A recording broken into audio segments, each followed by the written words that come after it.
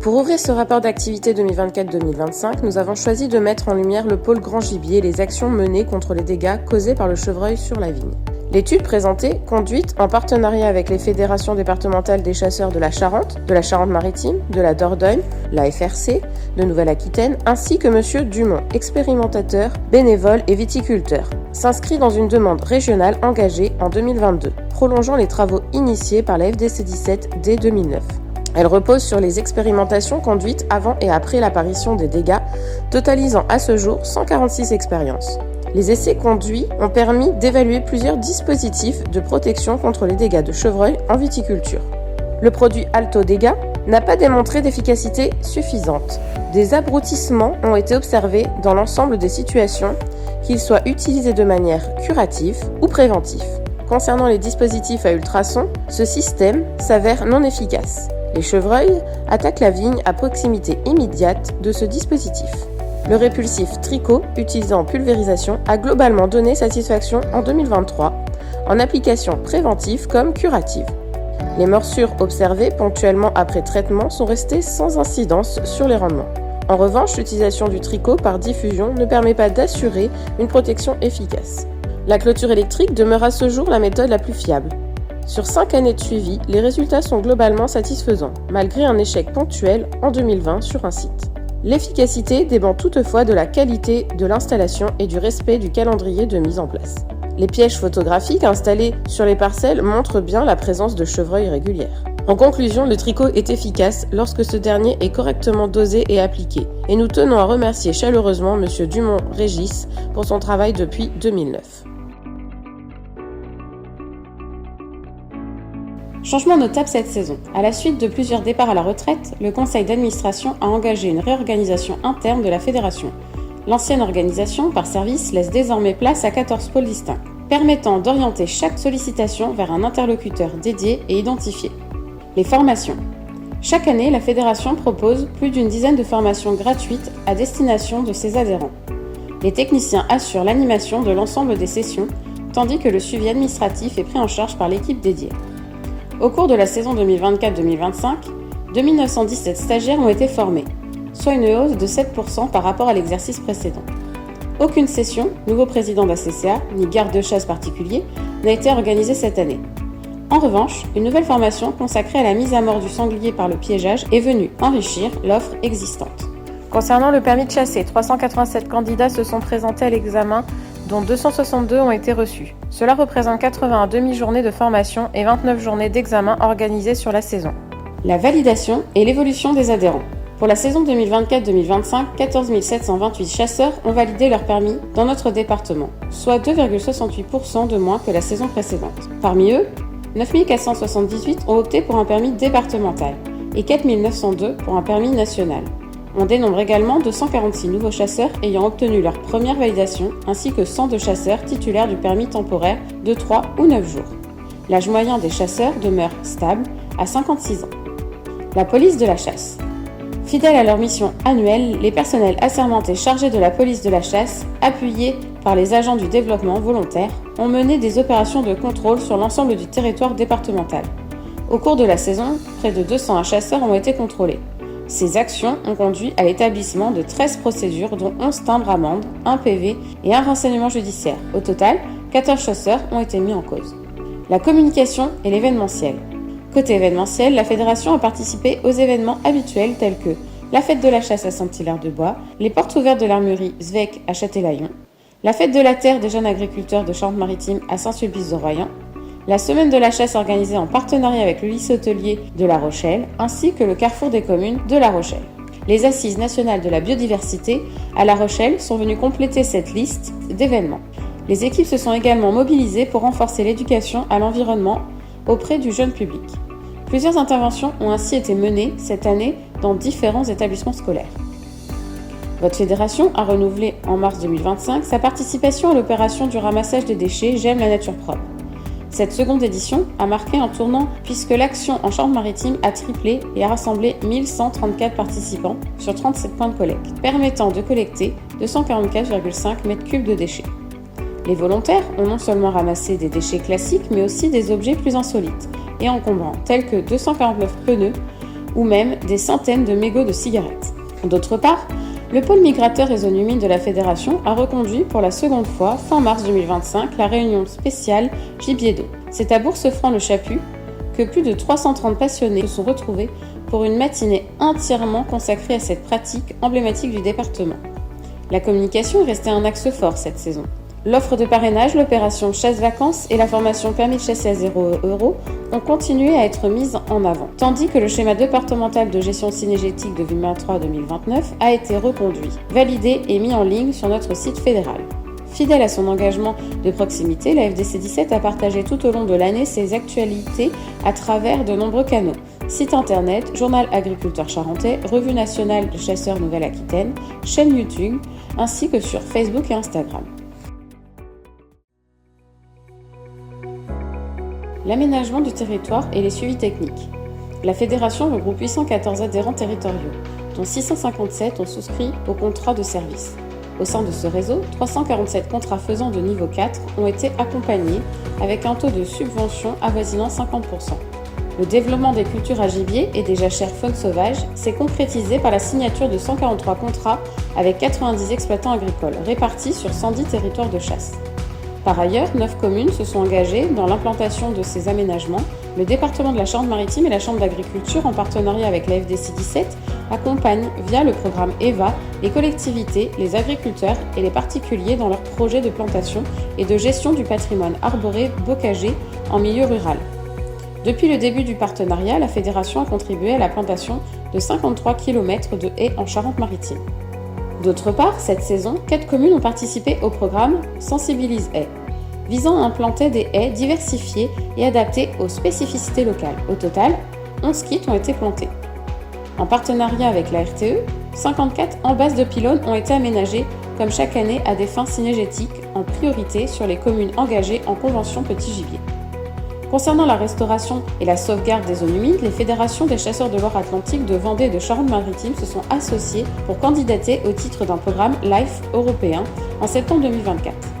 Les parcs naturels régionaux de la Brière, du Marais Poitevin ainsi que la communauté de communes de Cap Atlantique les ont rejoints afin de compléter l'équipe de bénéficiaires associés. Le projet ambitieux vise à restaurer des zones humides avec comme espèces cibles le vanneau huppé, le chevalier gambette, la vossette élégante, le phragmite aquatique ou encore l'anguille d'Europe. Ce projet porte le nom de LIFE palustris et couvrira une période de 6 ans s'il est accepté. La Fédération, en partenariat avec le Conservatoire d'espaces naturels de Nouvelle-Aquitaine, finalise l'étude d'avant-projet pour la création de la réserve naturelle nationale de Bonance, sous maîtrise d'ouvrage de la DREAL. Cette étude, qui a commencé début 2023, est complétée depuis l'automne 2024 par des réunions de concertation supplémentaires.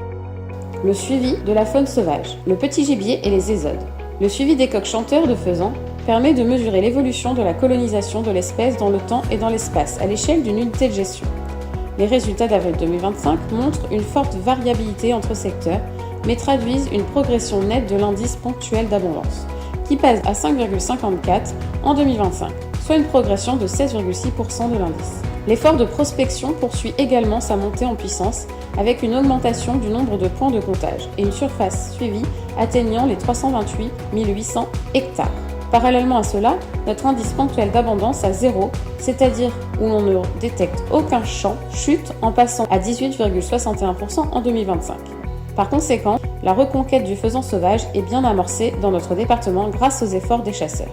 Suivi ICA-lièvre et renard. Par ailleurs, 473 km ont été suivis selon la méthode des indices kilométriques d'abondance.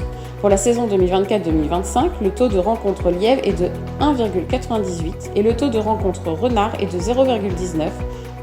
La récolte des yeux des lièvres prélevés à la chasse afin d'observer l'évolution démographique des populations s'est poursuivie. Lors de la campagne de chasse 2024-2025, plus de 150 chasseurs ont contribué à la collecte des yeux de lièvre provenant de 3 régions agricoles. Au total, 158 échantillons ont été récoltés entre mi-octobre et mi-décembre, auxquels se sont ajoutés 5 flacons provenant de lièvres prélevés en vénerie, soit une baisse de 43% par rapport à l'an dernier. L'analyse du sexe des animaux prélevés montre une légère prédominance de mâles. La répartition des dates de naissance des 93 levreaux indique une augmentation des mises bas de février à août, avec une perte notable pour les individus nés entre mars et mai. À ce jour, il reste impossible de prévoir le succès de reproduction du lièvre. seules des analyses a posteriori sont réalisables.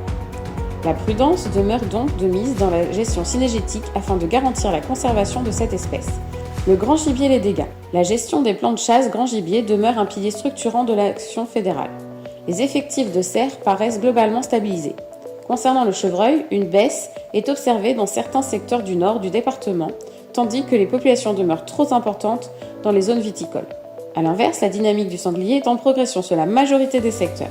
Pour la saison 2024-2025, les prélèvements s'élèvent à 230 cerfs, 6028 sangliers et 8059 chevreuils. Le total des prélèvements de sangliers intègre également les 390 individus prélevés par les lieutenants de louveterie. Afin de soutenir l'effort de régulation, le dispositif de réattribution hebdomadaire des bracelets sangliers était maintenu, tout comme le remboursement des dispositifs de marquage non utilisés. D'autre part, le maintien de l'équilibre agro-sylvo-cynégétique reste un enjeu majeur de la saison. À ce titre, 37 contrats tricots ont été conclus avec les ACCL et viticulteurs afin de limiter les dégâts de chevreuil. Sur l'ensemble du département, 638 dossiers ont été construits en 2024-2025, correspondant à 463 hectares impactés. Cela représente 231 dossiers supplémentaires par rapport à la saison précédente et une augmentation de 26,79% des surfaces déclarées détruites. Les dégâts sur vignes ont donné lieu au dépôt de 91 dossiers. Cette saison, le dispositif d'estimation amiable a poursuivi son efficacité grâce à une équipe de 15 estimateurs, en léger renfort par rapport à l'exercice précédent, sous la coordination de la fédération. Gibier d'eau et migrateurs. Cette saison, sur les 350 palombières du département, 10 palombières adhérentes ont participé au suivi de la phénologie de la migration post-nuptiale, totalisant 1463 vols observés au cours de l'automne, soit une baisse de 50% par rapport à 2023. 3 pics migratoires ont été enregistrés durant la seconde quinzaine d'octobre. Ces résultats s'intègrent au suivi coordonné par le GIF à l'échelle de la Nouvelle-Aquitaine. L'utilisation de l'application ChasseAdapt pour la déclaration des prélèvements de la bécasse des bois poursuit sa progression avec 272 chasseurs utilisateurs en 2024-2025, soit une augmentation de 10% par rapport à 2023. Au total, 7547 oiseaux ont été prélevés, dont 959 déclarés via l'application. Concernant les prélèvements des chasseurs d'automne, 954 bilans ont été retournés à la fédération, soit 10% d'augmentation par rapport à la saison passée. Parmi ces retours, 698 installations ont été chassées pour un total de 54 500 oiseaux prélevés, toutes espèces d'oiseaux d'eau confondues. La fédération assure également la gestion du fichier des détenteurs d'appelants pour la chasse au gibier d'eau, qui compte 1899 titulaires. Ce suivi permet de les informer régulièrement sur les actualités sanitaires et ses impacts sur la chasse. En 2025, 34 400 bagues fermées et 2466 bagues ouvertes ont été vendues. Le suivi des oiseaux d'eau. Entre septembre et mars, un comptage des oiseaux d'eau est réalisé chaque 15 du mois sur 10 réserves d'ACCA situées dans le marais de la Seudre et de Brouage. Près de 10 000 oiseaux appartenant à 23 espèces ont été recensés avec une forte représentation de la sarcelle d'hiver et du vanneau huppé. Dans le cadre du programme d'éco-contribution, un partenariat avec la mairie des Maths et le CEN Nouvelle-Aquitaine a permis de déployer un suivi complet des oiseaux d'eau sur la baie de Bonance. Plusieurs milliers de données ont déjà été collectées. Ce même programme a également permis l'installation d'une station Acrola en partenariat avec Biosphère Environnement afin de suivre les fauvettes paludicoles et d'évaluer le rôle de la baie comme site de halte migratoire. Par ailleurs, un suivi des barges à queue noire, inscrit au plan national de gestion de l'espèce, a été mené sur le marais de Brouage en 2024, totalisant plus de 4600 individus cumulés sur la période. Enfin, toujours dans le cadre de l'éco-contribution et en collaboration avec Biosphère Environnement et le CNRS de Chizé, un programme de balisage GPS de merle noir a été lancé en zone viticole sur le secteur des bords de Gironde Nord. Le suivi sanitaire. Le suivi sanitaire s'est poursuivi en 2024-2025 grâce aux différentes méthodes de prospection de la fédération et au réseau SAGIR. 12 autopsies ont été réalisées pour mieux comprendre les causes extra-cynégétiques de mortalité du gibier. Les résultats indiquent que 43% de la mortalité est d'origine parasitaire, 43% bactérienne, le reste ne représente aucun agent causal identifié. Par ailleurs, les analyses sur le lapin de Garenne ont révélé des cas de virus RHDV2 chez tous les sujets examinés. Dans le cadre de Sylvatube, 39 blaireaux collectés sur les bords de la route dans le cadre du SAGIR renforcé ont été analysés et un cas a été déclaré positif à la bactérie. Dans le cadre de la surveillance programmée, ce sont 188 sangliers et 51 blaireaux qui ont été analysés, révélant 9 sangliers et 3 blaireaux positifs. Dans le cas de l'influenza aviaire, le réseau SAGIR renforcé a été moins sollicité cette saison avec 11 signalements concernant 17 oiseaux qui ont tous été collectés. Aucun cas positif n'a été détecté. Dans le cadre du West Nile, le réseau a été sollicité par la suite de la découverte de cas aviaires sur les communes de Saint-Jean-d'Angély et Térédonis. La surveillance a été accentuée durant la période à risque et a permis de collecter 11 oiseaux et aucun cas positif n'a été détecté. Dans le cadre de la peste porcine africaine, aucun sanglier n'a été analysé cette saison.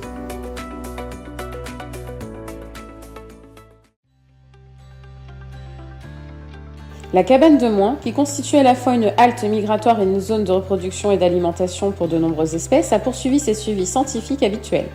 La saison s'est révélée globalement moyenne en termes de flux migratoire et d'hivernage, et ce malgré des milieux demeurant favorables à l'accueil de l'avifaune.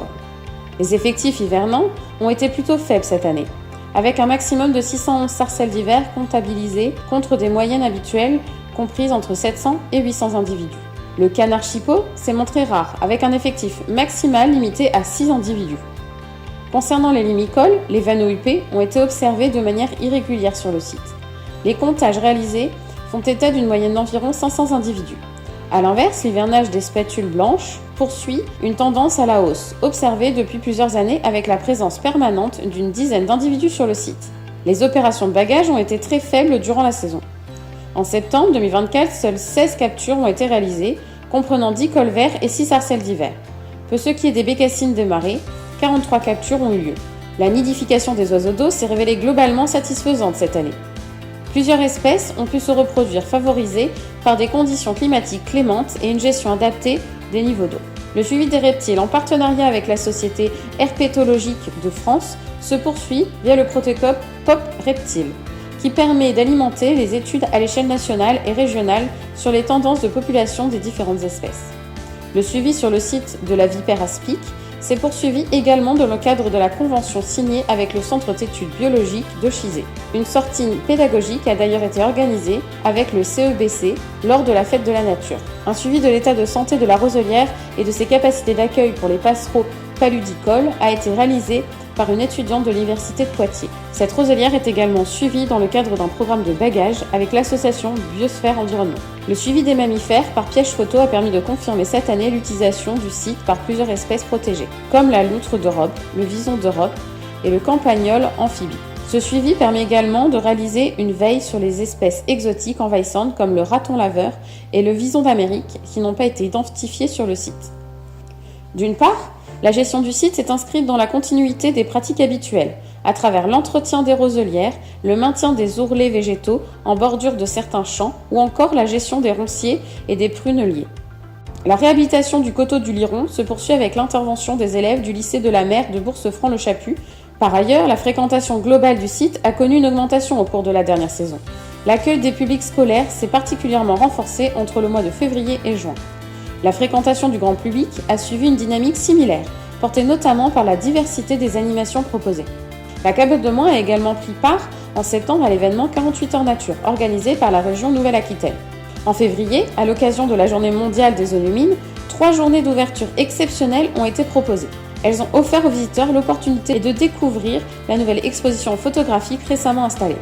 Enfin, la communication de la cabane de Moin a continué d'être développée à travers la création de nouveaux supports print et digitaux, la mise à jour de la signalétique sur le site, la création de contenus sur les réseaux sociaux, la réalisation de vidéos et bien d'autres. Ces éléments constituent le bilan d'une année cynégétique jalonnée par de nombreux moments marquants.